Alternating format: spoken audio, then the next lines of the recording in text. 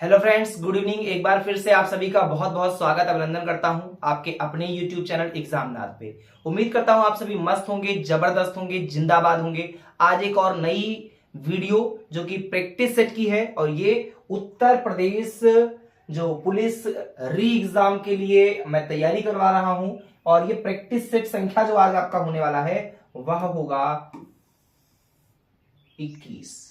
तो चलिए समय को वेस्ट नहीं करते हैं और आज सीधे देख लेते हैं जो प्रैक्टिस सेट 21 है। इसमें अति महत्वपूर्ण प्रश्नों को मैं लेके आया हूं, तो वीडियो को स्किप मत कीजिएगा और शुरू से आखिर तक देखिएगा, क्योंकि अब परीक्षा जो है बहुत जल्द होने वाली है।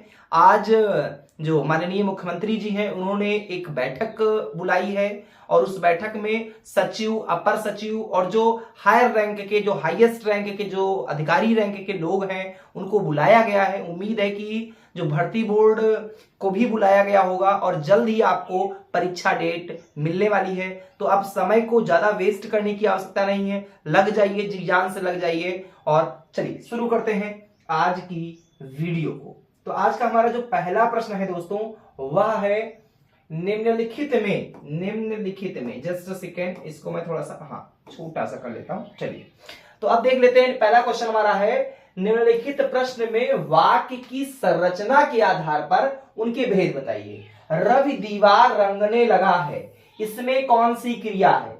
कृदंत क्रिया है, पूर्वकालिक क्रिया है, नाम धातु है या संयुक्त क्रिया है? तो इसका जो राइट आंसर दोस्तों होगा वह होगा ऑप्शन डी, संयुक्त क्रिया। बिल्कुल, रवि दीवार रंगने लगा है, इसमें संयुक्त क्रिया होगा, अर्थात option D for Denmark is the right answer. अब संयुक्त क्रिया क्या होता है? जहां दो या दो से अधिक धातुओं का मतलब होता है क्रियाओं का प्रयोग साथ साथ किया गया हो, वहां क्रिया के इस रूप को ही संयुक्त क्रिया कहते हैं। समझ में आया? देखिए, जहां दो या दो से अधिक धातुओं या क्रियाओं का प्रयोग साथ साथ किया गया हो, वहां क्रिया के इस रूप को संयुक्त क्रिया कहते हैं, अर्थात यहां पे ऑप्शन डी वाला सही होगा, D for Denmark is the right answer. बढ़ते हैं नेक्स्ट क्वेश्चन की ओर। निम्न उपन्यासों में कौन सा मृदुला गर्ग द्वारा रचित नहीं है? मृदुला गर्ग के द्वारा कौन सी रचना रचित नहीं है?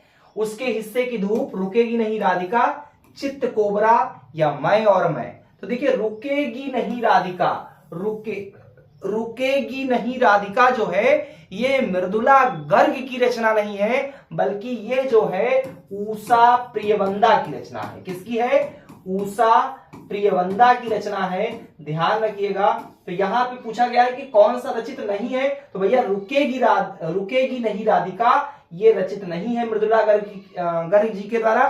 क्यों? क्योंकि ये ऊषा प्रियवंदा जी की रचना है। ठीक है, ये एक उपन्यास है। रुकेगी नहीं राधिका ये ऊषा प्रियवंदा द्वारा लिखित क्या है? ये उपन्यास है। ये भी जान लीजिए कि ये उपन्यास है एक। तो ऑप्शन बी वाला सही होगा, B for Bombay is the right answer.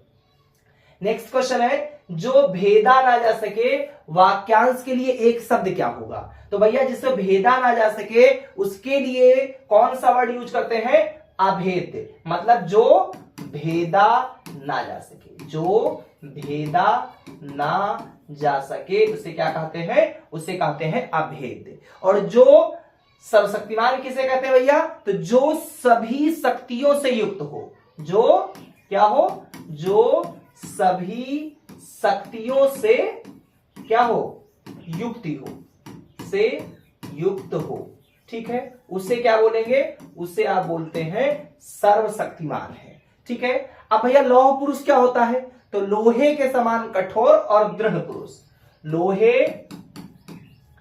के समान कठोर और जो दृढ़ पुरुष होते हैं उनको क्या बोला जाता है? उनको बोला जाता है लौह पुरुष, जैसे सरदार वल्लभ भाई पटेल। और दुर्भेद क्या होता है भैया? दुर्भेद का मतलब होता है जिसे भेदना कठिन हो।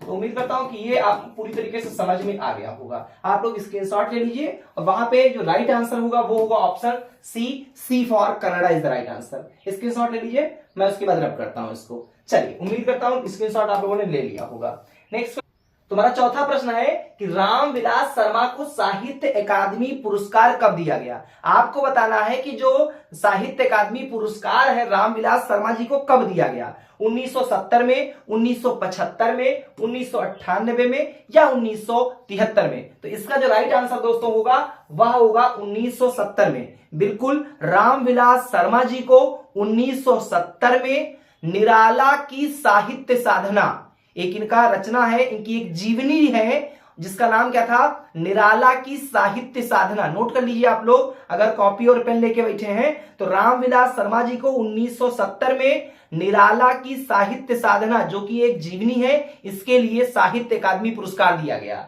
जबकि सन 1975 में भीष्म साहनी को दिया गया था तमस, एक उपन्यास के लिए दिया गया था, तमस रचना के लिए दिया गया, और तमस भीष्म साहनी के द्वारा लिखा हुआ एक उपन्यास था।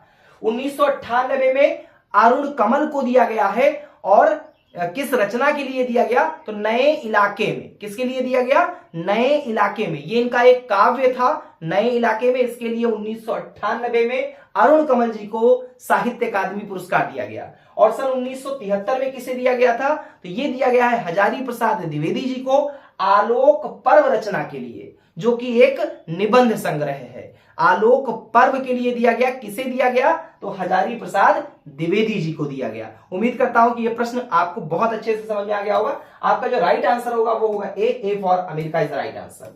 बढ़ते हैं नेक्स्ट क्वेश्चन की ओर। निम्नलिखित प्रश्न में 4 विकल्पों में से दिए गए शब्द का सही स्त्रीलिंग रूप वाला विकल्प चुनिए। देखिए, कुम्हार का स्त्रीलिंग रूप बताना है, तो कुम्हार का कुम्हारी, कुम्हारिन, कामहीन या कुम्हारहीन। तो भैया इसका जो राइट आंसर होगा वो होगा कुम्हारिन। ठीक है, ऑप्शन बी सही होगा, B for Bombay is the right answer. बढ़ते हैं नेक्स्ट क्वेश्चन की ओर। हमारा नेक्स्ट क्वेश्चन है, निम्नलिखित प्रश्न में वाक्य के संरचना के आधार पर उसका भेद बताइए। अनु ने देखकर निबंध लिखा, इसमें कौन सी क्रिया है, कृदंत क्रिया है, पूर्वकालिक क्रिया है, नाम धातु है या संयुक्त क्रिया है। तो भैया इसमें पूर्वकालिक क्रिया। अब पूर्वकालिक क्रिया किसे कहते हैं, तो जब कर्ता एक क्रिया समाप्त करके उसी क्षण दूसरी क्रिया में संलग्न हो जाता है, मतलब दूसरी क्रिया को करने लगता है, तो जो पहली क्रिया होती है उसे पूर्वकालिक क्रिया कहते हैं। फिर से समझ लीजिए, जब कोई कर्ता एक क्रिया समाप्त करके ठीक उसी क्षण दूसरी क्रिया में संलग्न हो जाता है, तो जो पहली क्रिया होता है वो पहली क्रिया पूर्वकालिक क्रिया कहलाती है। ठीक है, तो वाक्य की संरचना आधार में बताना है कि क्या है, अनु ने देखकर निबंध लिखा। तो भैया पहले देखा, तो ये हमारा पहला वाला हो गया। इस तरीके से यहां पे पूर्वकालिक क्रिया होगा और ऑप्शन बी वाला सही होगा, B for Bombay is the right answer. Next question की ओर बढ़ते हैं। निम्नलिखित प्रश्न में 4 विकल्पों में से उस सही विकल्प का चयन करें जो दिए गए शब्द का सही समान अर्थ वाला शब्द है। कौशल, कौशल का क्या बताना है, कौशल का आपको बताना है सही समान अर्थ वाला शब्द कौन सा होगा। तो इसका जो राइट आंसर दोस्तों होगा वह होगा ऑप्शन ए, दक्षता। A for America is the right answer. बढ़ते हैं नेक्स्ट क्वेश्चन की ओर। नेक्स्ट क्वेश्चन है, सभी मिलकर स्कूल जाता है, वाक्य का शुद्ध रूप क्या होगा। कहने से ही अशुद्ध लग रहा है, आपको बताना है कि इस वाक्य का शुद्ध रूप क्या होगा। सभी मिलकर स्कूल गए, सभी मिलकर स्कूल जाते हैं, सभी मिलकर स्कूल जाते हैं। देखिए ये सेम हो गया है, ठीक है, ये बिल्कुल सेम हो गया है, तो चाहे बी और सी सेम है, सभी साथ स्कूल जाते हैं। तो यहां पे जो राइट आंसर आपका होगा वो बी और सी दोनों सही है, क्योंकि सभी मिलकर स्कूल जाते हैं। तो यहाँ पे चाहे बी हो चाहे सी हो, ये दोनों ऑप्शन सही हैं। यहाँ पे टाइपिंग मिस्टेक है, किसी एक में है शब्द होगा, जब भी आपको पेपर में दिया जाएगा तो ऐसे आएगा। तो समझ लीजिए इसको हमने क्या कर दिया, देखिए हम काट के फिर से लिख देते हैं। ये समझ लीजिए लिखा है, ठीक है, और ये समझ लीजिए इसको लिखा हुआ है।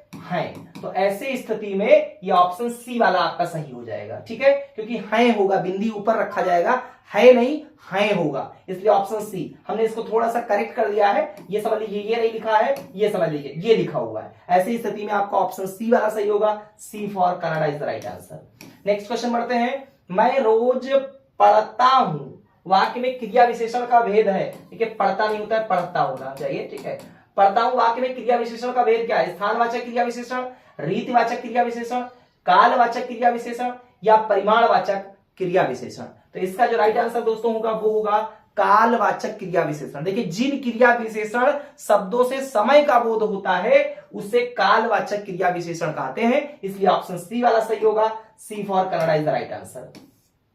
भैया धातु किसे कहते हैं, क्रिया के मूल रूप को, क्रिया के सामान्य रूप को, क्रिया को उत्तर रूप को, कि क्रिया के संपूर्ण रूप को। तो इसका जो राइट आंसर होगा दोस्तों वह होगा क्रिया के मूल रूप को, अर्थात option A for America is the right answer.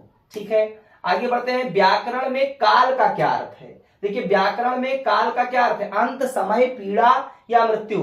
तो भैया व्याकरण में जो काल का समय होता है वो काल का जो अर्थ होता है वो समय होता है, अर्थात ऑप्शन बी वाला सही होगा, B for Bombay is the right answer. Next question की ओर बढ़ेंगे। निम्नलिखित में से कौन सा शब्द पुल्लिंग है? पुल्लिंग शब्द कौन सा है? जो चार विकल्प दिए गए हैं इसमें पुल्लिंग कौन सा वर्ड है? तो यहां पे भवदिया, डिबिया, साध्वी या संचालक। तो देखिए संचालक शब्द जो है ये पुल्लिंग है, बाकी सभी स्त्रीलिंग है। और संचालक का अगर पूछा जाए कि इसका स्त्रीलिंग बताइए तो क्या होगा, संचालिका होगा। क्या होना चाहिए, संचालिका। तो संचालक पुल्लिंग है और यही शब्द पूछा गया कि पुल्लिंग कौन सा है, तो ऑप्शन डी वाला सही होगा, D for Denmark is the right answer. Next question की ओर बढ़ेंगे। तपस्वी का स्त्रीलिंग रूप क्या होगा? तपस्वी का स्त्रीलिंग रूप क्या होगा? तपस्विनी, तपसी, तापसी, तपस्या। ठीक है, तो इसका जो राइट आंसर होगा भैया वह होगा ऑप्शन ए, तपस्विनी। तपस्वी का स्त्रीलिंग रूप क्या होगा, तपस्विनी होगा। ठीक है, option A for America is the right answer. Next question की ओर बढ़ेंगे और ये नेक्स्ट क्वेश्चन जो आपका है ये देख लीजिए, प्रश्न संख्या 14 से कुछ जो है एक गद्यांश दिया गया है और इस गद्यांश को पढ़ करके हमें क्या करना है, पढ़ करके हमें नीचे कुछ प्रश्न दिए गए होंगे उनके आंसर्स देने हैं। तो पहले पढ़ लेते हैं। लिखा है मोबाइल फोन के एक नहीं अनेक लाभ हैं। मोबाइल फोन के प्रयोग से निजी जिंदगी के साथ साथ व्यापार के क्षेत्र में व्यापक वृद्धि हुई है। आप अपने मोबाइल फोन के माध्यम से कहीं भी रहकर अपने कार्यों को पूरा कर सकते हैं। इसे हर समय अपने साथ रख पाने के कारण आप हर समय लोगों के संपर्क में रहते हैं। मोबाइल फोन के अनेकों लाभ से कुछ हानियां भी हैं। जहां ये सुखद है वहीं दुखद भी। जैसे आप यदि कुछ समय एकांत में बिताना चाहते हैं तो भी मोबाइल फोन उसमें खलल डाल सकता है। देखिए कुछ अगर लाभ है तो कुछ नुकसान भी उसके बताए जा रहे हैं। आगे लिखा है कई बार तो आप बहुत व्यस्त होते हैं और मोबाइल फोन के कारण व्यवधान पड़ जाता है, अर्थात मोबाइल फोन का हर वक्त साथ रहना जहां लाभकारी है वहीं ये वक्त साथ रहना जहां लाभकारी है वहीं ये परेशानियों का कारण भी बन जाता है। लेकिन हर सिक्के के दो पहलू होते हैं। अगर हमें मोबाइल फोन से लाभ उठाने हैं तो कुछ परेशानियां भी उठानी पड़ेगी। वैसे मोबाइल फोन के प्रयोग से हमें लाभ ही अधिक है, बस हमें इसके प्रयोग में कुछ सावधानियां अवश्य बरतनी चाहिए। यहां पे देखिए मोबाइल फोन पे बात हो रही है कि कुछ लाभ है तो कुछ नुकसान है। ज्यादा लाभ है, अगर थोड़ी सी सावधानी बरती जाए तो लाभ अधिक संख्या में आप देख पाएंगे। तो चलिए देख लेते हैं इससे संबंधित कुछ प्रश्नों को। पहला प्रश्न है कार्य के संदर्भ में मोबाइल फोन की क्या उपयोगिता है? भाई कहीं भी रहकर कार्य पूर्ण कर सकना, खूब बातें कर सकना, नेट का कुशल प्रयोग कर सकना या पैसों का लेन देन कर सकना। तो इसका यह होगा कि भैया कहीं भी रहकर आप कार्य को पूर्ण कर सकते हैं। ऑप्शन ए वाला सही होगा, A for America is the right answer. Next question है मोबाइल फोन जहां सुखद है वहीं क्या है? तो भैया इसके अलावा क्या? भैया वहां पे सुखद है तो दुखद है। जब आपने अभी गद्यांश पढ़ा है तो उसमें एक बात आई है कि मोबाइल फोन जहां सुखद है वहीं दूसरी स्थिति में ये दुखद भी हो जाता है। अगर आप सोचते हैं कि कभी हम एकांत हो जाएं, ऐसी स्थिति में भी वो हमारे उस एकांतपन में भी थोड़ा सा खलल डालने का प्रयास करता है। तो सुखद है तो दुखद भी है। हाँ ज्यादा सुखद है, क्यों? क्योंकि अगर थोड़ी सी सावधानियां बरती जाए तो आप लाभ ज्यादा ले सकते हैं, उससे नुकसान कम है। ठीक है, बस आपको सावधानी बरतनी होगी।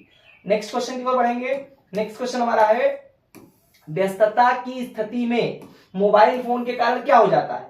लाभ हो जाता है, सहायता मिल जाता है, आराम मिल जाता है या व्यवधान उत्पन्न हो जाता है? तो भैया अभी मैंने बताया कि अगर आप व्यस्तता की स्थिति में हैं तो कभी कभी ऐसा होता है कि आप नहीं चाहते हैं कि फोन आए, आप नहीं चाहते हैं कि मोबाइल फोन आपको डिस्टर्ब करे, लेकिन व्यवधान उत्पन्न हो जाता है। तो यहाँ पे मोबाइल फोन से लाभ है, लेकिन अगर कभी कभी व्यस्तता बहुत है, आप चाहते हैं कि नहीं हमें कोई डिस्टर्ब ना करे, लेकिन उस समय भी आपको मोबाइल फोन खलल डाल सकता है आपके कार्यों में व्यवधान डाल सकता है। ठीक है। हाँ, थोड़ी सावधानियां बरती जाए तो आप उससे बच जाएंगे। जैसे थोड़ी समय के लिए मोबाइल को आप साइलेंट पे डाल दीजिए, जैसे थोड़ी देर के लिए मोबाइल को आप स्विच ऑफ कर दीजिए। तो ये क्या है, आप उन जो खलल डालने वाली जो चीजें हैं उनसे आप बच सकते हैं। तो थोड़ी सावधानियां बरतें तो मोबाइल फोन से लाभ ही लाभ दोस्तों हैं। जैसे आज यहाँ आप पढ़ रहे हैं, किसकी सहायता से पढ़ रहे हैं, मोबाइल फोन की सहायता से तो पढ़ रहे हैं। तो देखिए कितनी बड़ी चीज है। आप सुदूर बैठे हर एक वो गरीब छात्र, वो हमारा हर एक गरीब भाई बहन जो पैसा देकर के पेड क्लासेस नहीं ले सकता है, आज वो YouTube की सहायता से एग्जामनाथ YouTube चैनल पर रह करके आराम से उत्तर प्रदेश पुलिस कांस्टेबल री एग्जाम की तैयारी घर बैठे कर रहा है। तो इससे बड़ी सुविधा मोबाइल फोन और क्या दे सकता है आपको। आपको एक रोजगार का एक बहुत बड़ा, समझ लीजिए, रोजगार चाहिए, पढ़ना पड़ेगा। अब पढ़ने के लिए पैसा चाहिए, नहीं है तो भैया आपको YouTube फ्री क्लासेस दे रहा है। एग्जामनाथ YouTube चैनल जो है आपको फ्री क्लासेस, निःशुल्क क्लासेस दे रहा है। तो आपको लाभ ही लाभ है मोबाइल फोन से। शर्त बस है थोड़ा सा उस पर आपको सावधानी बरतनी होगी। नेक्स्ट क्वेश्चन की ओर बढ़ेंगे। गद्यांश का उचित शीर्षक क्या होगा। गद्यांश जो दिया गया, जो पैसेज पैराग्राफ या गद्यांश जो दिया गया है, उसका उचित शीर्षक क्या होगा। हमारा मोबाइल फोन की हानि, फोन के लाभ, या मोबाइल फोन। तो देखिए जो मोबाइल फोन पे ही टोटल बातचीत हुई है, तो गद्यांश का जो उचित शीर्षक होगा वह होगा mobile phone. Option D for Denmark is right answer. Next question की ओर बढ़ेंगे। मोबाइल फोन के प्रयोग में सावधानी बरतने से क्या होगा, लाभ, हानि, धन प्राप्ति या परेशानी। तो भैया एक ही चीज होगा, बार बार मैं कह रहा हूं कि अगर थोड़ी सी सावधानी बरती जाए तो सिर्फ लाभ ही लाभ होगा, लाभ ही लाभ होगा। अर्थात ऑप्शन ए सही होगा। A for America is right answer.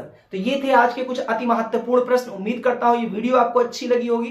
Video अच्छी लगी हो तो लाइक करें, चैनल पे नए हो तो सब्सक्राइब करें और बेल आइकन को प्रेस करना बिल्कुल मत भूलिएगा, क्योंकि ऐसी नोटिफिकेशन अगर आपको डेली चाहिए तो बेल आइकन को प्रेस तो करना ही पड़ेगा। दोस्तों के साथ शेयर करें। बहुत बहुत धन्यवाद। Thanks for watching. जय हिंद दोस्तों।